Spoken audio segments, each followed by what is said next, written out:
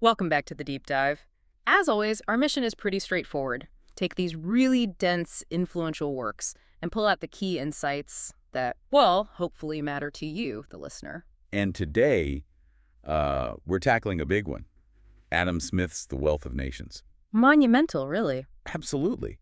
But we need to set the stage right away. People often talk about The Wealth of Nations like it's just one single book. Right, you just pick it up and read it cover to cover. But it's actually this sprawling 5-book work. And look, if you've encountered it before, chances are you started, like most people do, with book 1. Yeah, that's the famous bit, isn't it? Division of labor, pins, the market price. Exactly. It lays all that essential groundwork, how markets form, how exchange happens in the moment, a snapshot, if you will. But that's not where we're going today. Our mission, our deep dive, is focusing exclusively on book 2. Which is really where Smith shifts gears dramatically. Yeah, it feels like moving from, I don't know, the shop floor described in book Y to the actual engine room, the control center.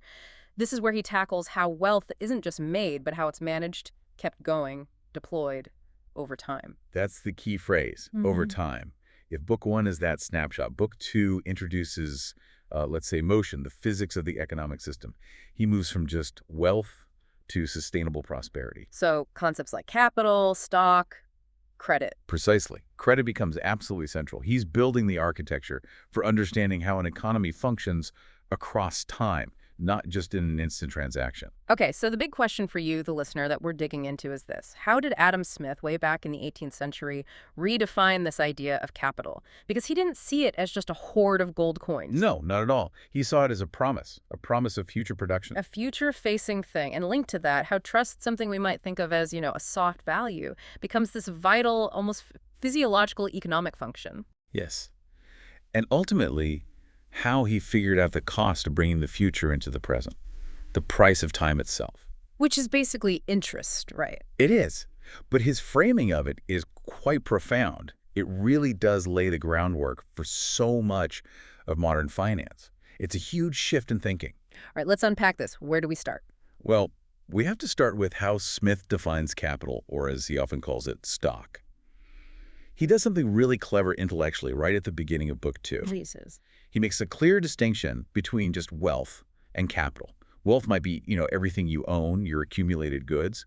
But capital, for Smith in this context, is specifically the part of that wealth you set aside, you reserve, for one purpose, producing more wealth down the line. Ah, okay. So it's like the classic seed corn analogy. Don't eat all your harvest, save some seeds to plant next year. Exactly that, Yeah. but scaled up to the whole economy. And thinking about it that way forces you, as an economist or just an observer, to look forward, not just backward at what you've already got. So capital isn't realized wealth. It's wealth yet to be realized. That's a perfect way to put it. It's an active anticipation of future productivity. It turns economics from just, say, tallying up assets into this forward-looking calculation. It's about risk, it's about opportunity, it's about planning. Wow. Okay. That immediately changes the game, doesn't it? Because if capital is fundamentally a promise about the future, Then the whole system's stability hinges on whether people actually believe those promises will be kept. right, it rests on collective systemic trust. And this leads us straight into this really powerful metaphor Smith uses in book 2. He sort of implicitly connects the economy to a living body. Thinkers like Hobbes had talked about the Commonwealth as an artificial man, a leviathan. Okay, I see where this might be going. Smith picks up on that kind of thinking.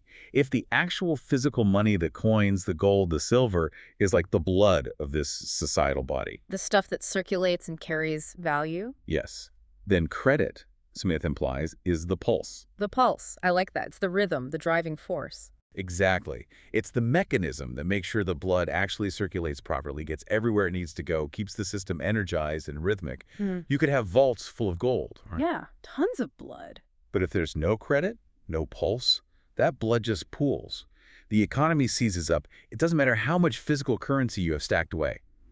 And that was a direct challenge to the prevailing wisdom of his time, wasn't it? The mercantilists. Oh, absolutely. A huge shot across the bow. They were obsessed with hoarding gold, maximizing the nation's quantity of precious metals. Smith basically says, look, that gold is just stored energy. What matters is how effectively you use it, how fast it moves.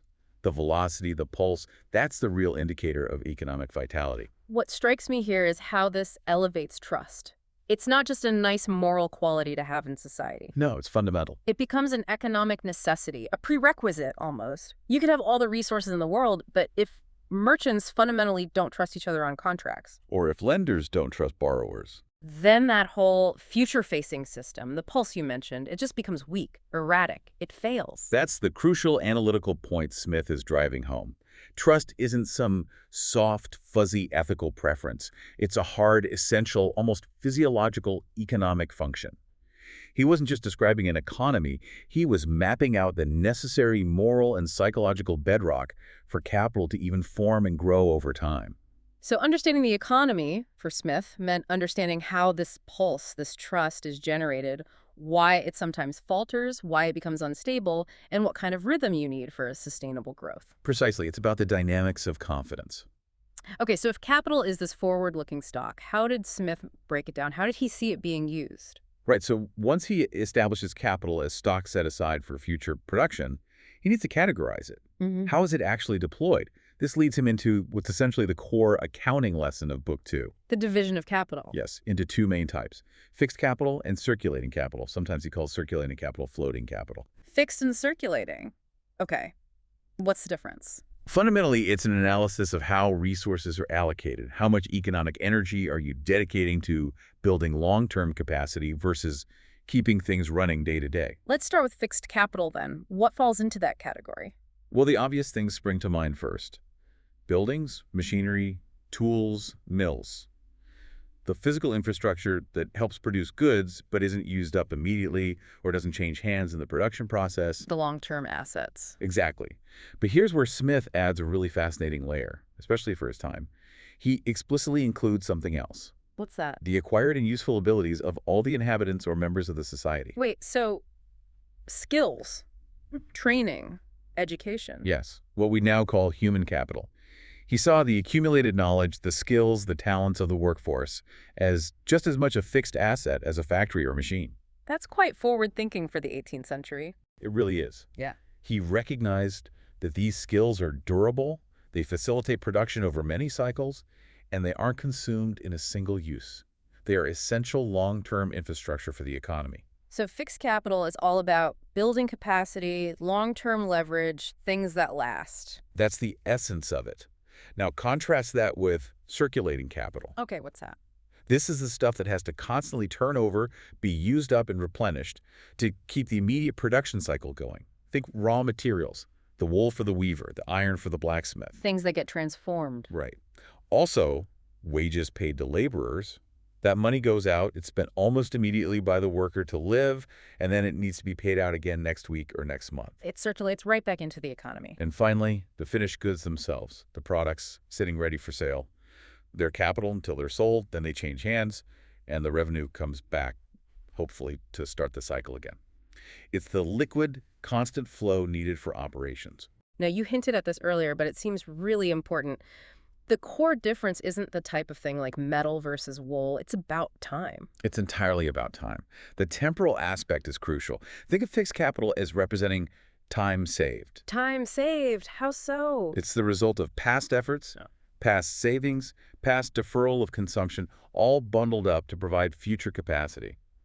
That machine built today embodies maybe thousands of hours of labor, but it will save tens of thousands of hours over its lifetime.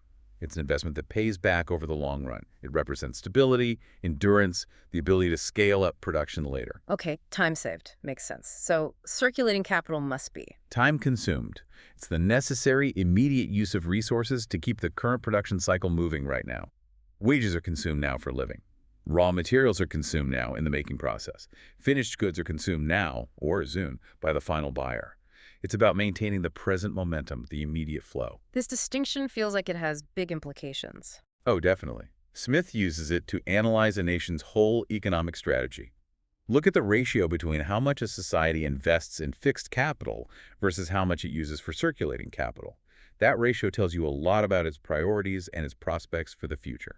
So a society pouring everything into immediate consumption, high wages maybe, but neglecting infrastructure or education. Is essentially maximizing today's satisfaction, but potentially shrinking its ability to generate wealth tomorrow.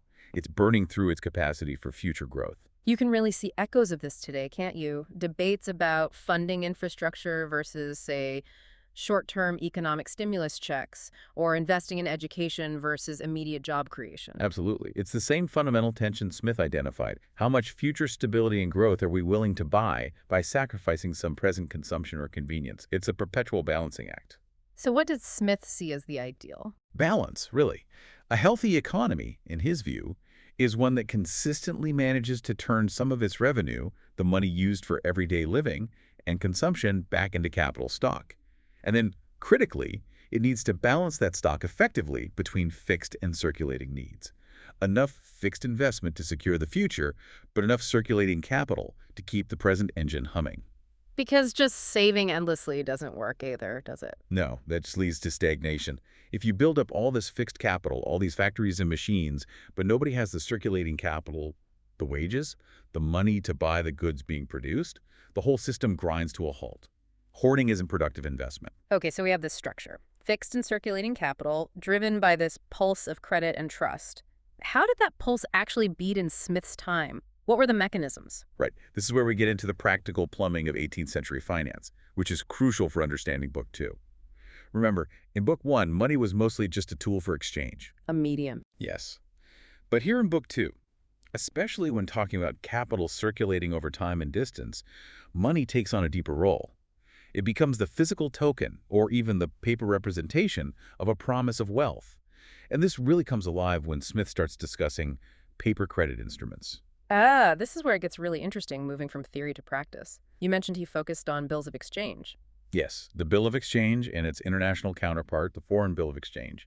These might sound like dusty old terms to us now. Yeah, something out of a Dickens novel. Exactly. But for Smith, these were the absolute lifeblood, the hidden arteries of commerce, especially long-distance trade. They were revolutionary. Okay, so break it down for us. How did they actually work? Let's use an example, maybe like you mentioned earlier, trade between Britain and Holland. Perfect.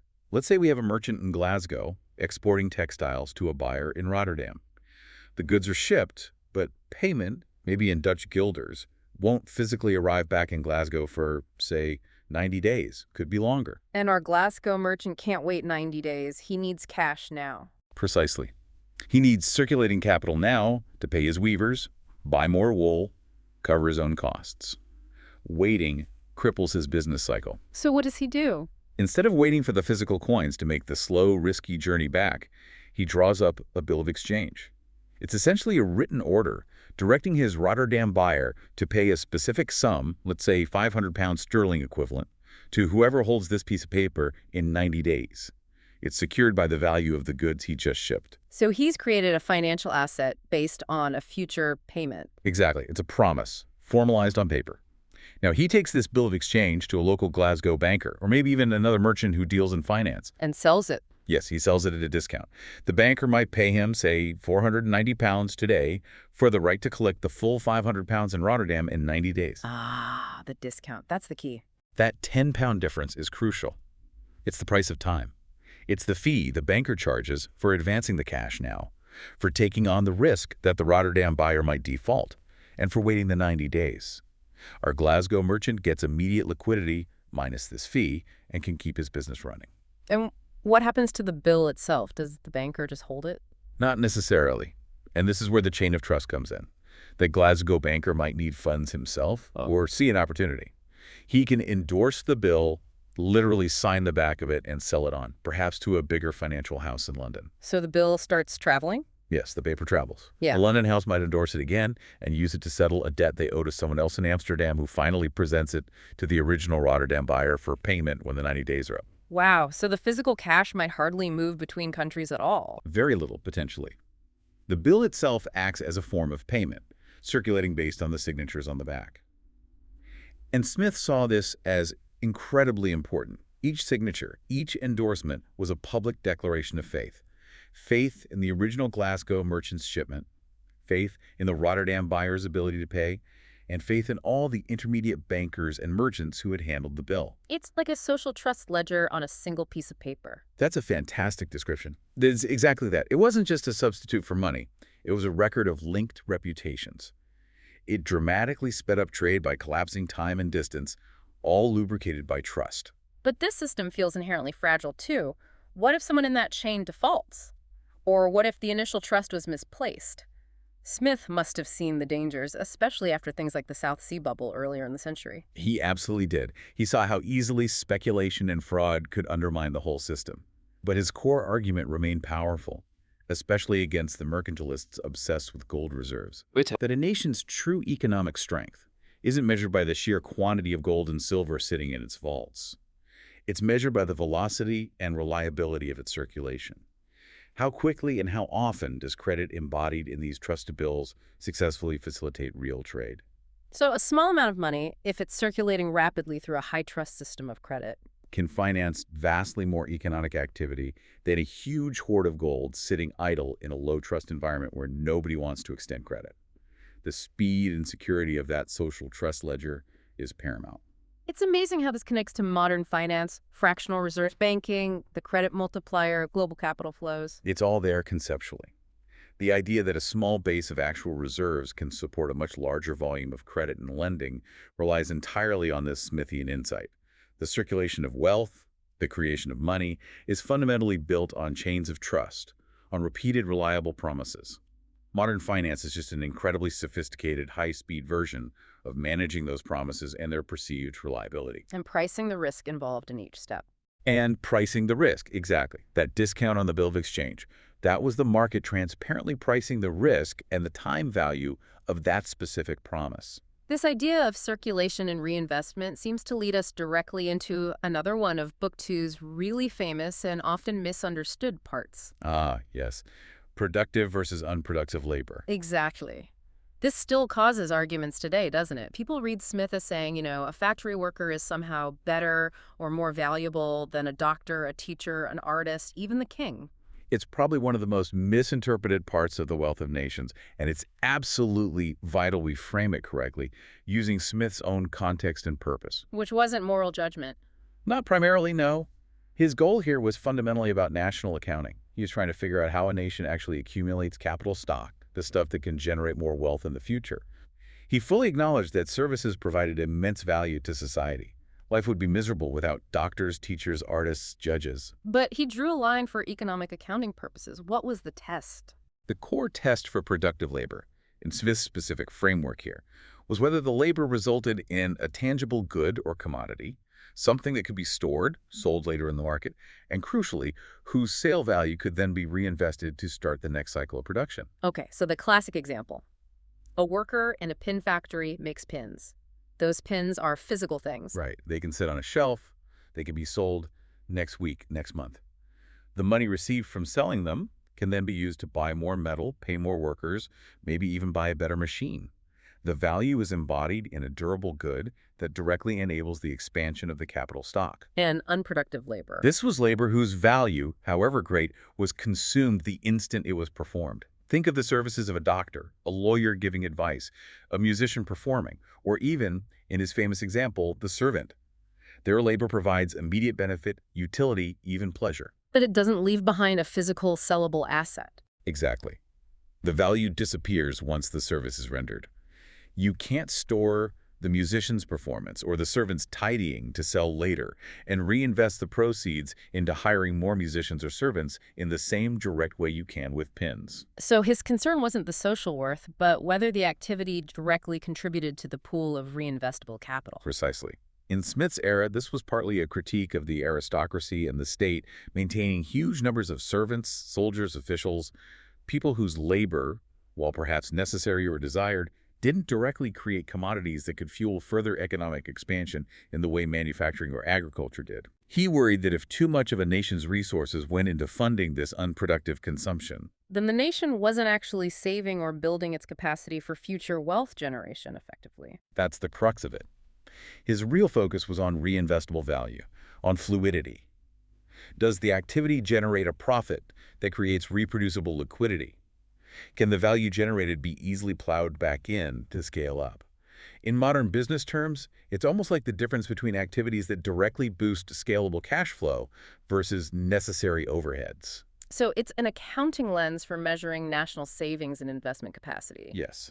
A potentially harsh lens by modern standards, perhaps, but crucial for his argument about how nations actually get richer over time through capital accumulation. And this whole process of accumulation, investment, using capital, it all comes back to the cost of accessing that capital, especially accessing future value now, which brings us back to interest. Indeed, if capital is about using resources now to generate value later, and credit allows you to pull that future value into the present, then interest is the charge for doing so. Smith had that striking phrase you mentioned earlier. Yes, interest is not the price of money itself, but the cost of drawing the future into the present.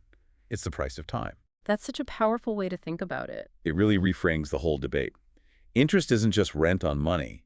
It's compensation for bridging a temporal gap. It rewards the lender for their temperance, for deferring their own consumption, for saving.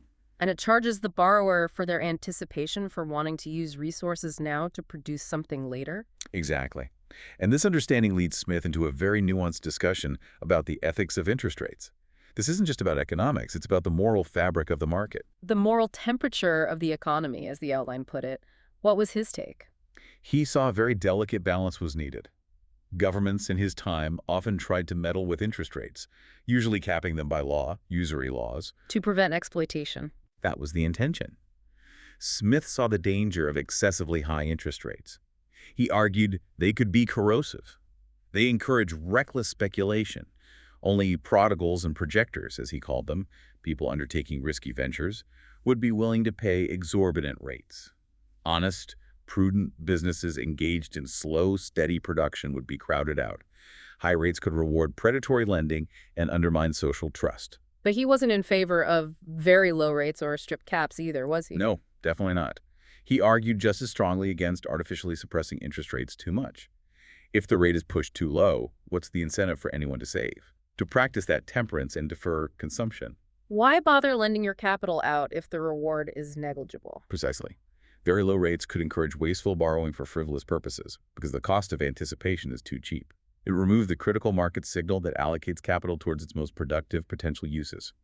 If money is too easy, it might not flow to the best long-term investments. So what was his solution? Let the market decide entirely. Largely, yes, but with a crucial role for the state. He felt the government's primary job wasn't to dictate the rate itself, but to ensure the quality of trust in the system.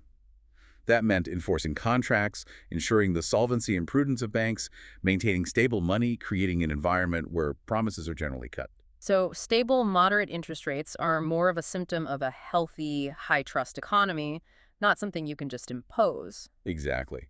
They reflect an equilibrium where there's enough saving, temperance, meeting enough productive borrowing demand, anticipation, and where risk is being assessed and priced reasonably well. And again, the parallels to today are unavoidable. Central banks managing base rates, regulating banks, ensuring liquidity. They are essentially wrestling with the very same ethics of interest Smith laid out. They're trying to find that sweet spot. A price of time high enough to encourage saving and prudent investment, but low enough to facilitate productive borrowing and economic growth without fueling dangerous bubbles or stagnation. They're trying to keep that economic pulse steady and strong, but not dangerously fast or sluggish. So pulling it all together from Book 2 Capital, fixed versus circulating, trust, bills of exchange, interest, how does Smith see a nation actually achieving sustainable growth? He comes back to this theme of balance and character. Growth absolutely requires temperance. Society needs to save. A portion of income must be diverted from immediate consumption into building up the capital stock, especially the fixed stock that enhances future productivity. You have to value the future over the present to some degree. But not too much. Right. He wasn't advocating for some kind of grim, joyless austerity. If everyone becomes a miser, if all luxury and enjoyment cease, then demand collapses. Who will buy the goods produced by all that carefully accumulated capital?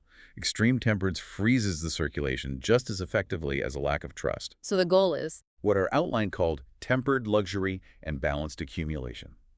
A healthy, growing economy finds a rhythm. Some profits are enjoyed, sustaining demand and providing incentives, the luxury, though not excessive. A significant portion is saved and reinvested wisely, the accumulation, building future capacity.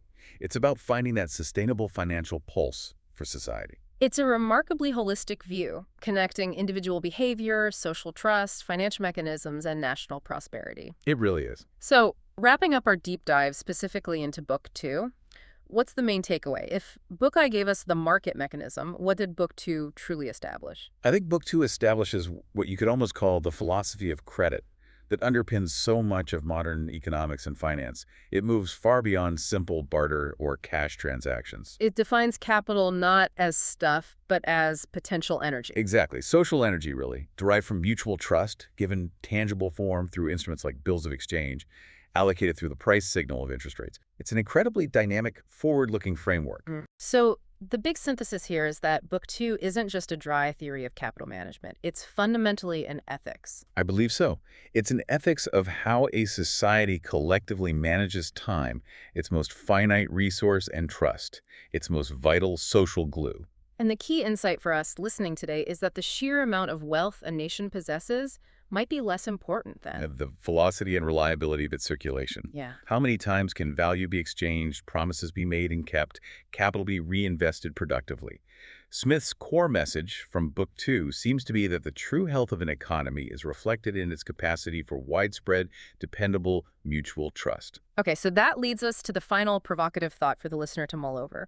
If Smith saw interest rates, stable moderate ones, as reflecting the moral temperature of society, a sign of healthy trust and temperance, what does our modern financial world tell us? We live in an age of incredibly complex derivatives, layers upon layers of financial abstraction, instantaneous global capital flows, and sometimes vast amounts of liquidity seemingly detached from underlying production. Promises built on promises built on promise. Exactly. Is the confidence in our modern system, our modern pulse, still grounded in Smith's idea of solid, productive capital, real assets, real skills, real future output? Or is the system increasingly running on the sheer speed and complexity of the promises themselves, a pulse that's perhaps faster and more powerful, but maybe, just maybe, more abstract and potentially more fragile? That is the multi-trillion-dollar question, isn't it? Yeah. What is the actual quality of the trust underpinning our incredibly complex, high-velocity global system? Book Two certainly gives us the framework to start asking that question. A challenging thought indeed. Thank you for joining us on this deep dive into the rich, complex, and still incredibly relevant world of Adam Smith's Book Two. We hope you'll join us next time as we continue to explore the foundational ideas that shape our world.